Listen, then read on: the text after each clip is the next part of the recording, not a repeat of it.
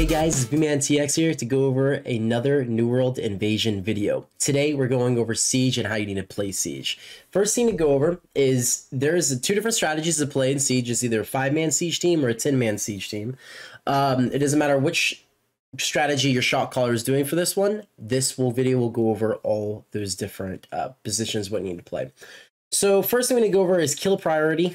So as a Siege member, your top priority and things you need to kill is enemy siege is your highest priority. Skulls will spawn at 9 minutes and under, so you'll deal with the skulls eyes as well. That's your second priority, right? Next is bosses or suicide bombers. Suicide bombers are important because they can wipe an entire gate out, so make sure you're wiping out suicide bombers before you get there. And then musketeers. Essentially, you should never have to worry about any of the melee units, melee enemy units corrupted. As a siege member, that's usually dealt with the other people. Of course, there's nothing else you can target that. So once again, enemy siege, enemy skulls, enemy suicide bombers, enemy bosses, then enemy musketeers. Typically in that order is what you want to shoot for. As long as you're getting rid of the siege and skulls, you're good and wiping those suicide bombers out. So now next is the as a siege member fighting at the gates, you have people that die sometimes, right? Of course, so you'll have members die at your gate.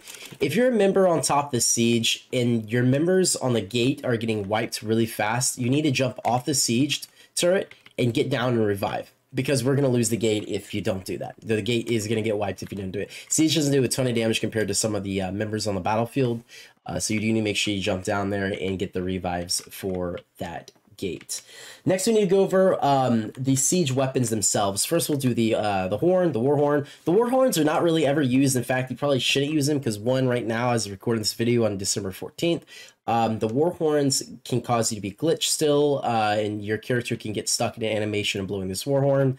But if you are going to blow the Warhorns, or if they are fixed, what you need to do is you only need to blow the Warhorns when the bosses are near the gate, and the only bosses to really blow the Warhorns would be Spriggans after they get to the gate, so they start actually doing damage to allies, Commanders when they get out here, and Bears.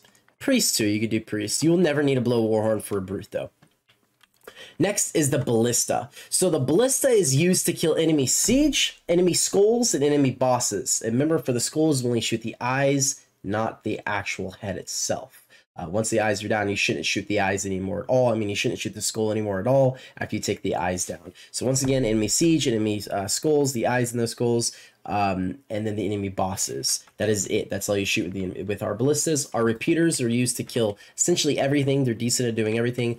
Suicide bombers is your top priority for that. Then your enemy musketeers, enemy bosses, and then anything else that you may need to shoot. You should never jump the oil vats. That's not your job as a siege member. And then we're going to go over for the placement. So if you're doing a 5-man run, there's going to be 3 people in the front, 2 in the back, right? One each side. Sometimes the back only has 1 placement instead of 2 different placements. And that's all right. But you should have 1 dedicated person in the back, right? 1 for each of the back placements. And then you're going to have 3 dedicated people in the front. That is for the 5-man team. A 10-man team has 2 people in the back again, and you have 8 people in the front split up amongst all the little ramparts, or what do you want to call them, placements over here. And that's about it as a siege player. Do know that that when the gates need to be abandoned around the last couple minutes, the eyes, your teams usually will have to leave the eyes up. The eyes will target you first because you're the closest usually to the eyes, so they'll typically target you a lot of the time. You can duck and roll behind the little cover to block and to block, like pillaring, I guess, to block the eyes of the skulls.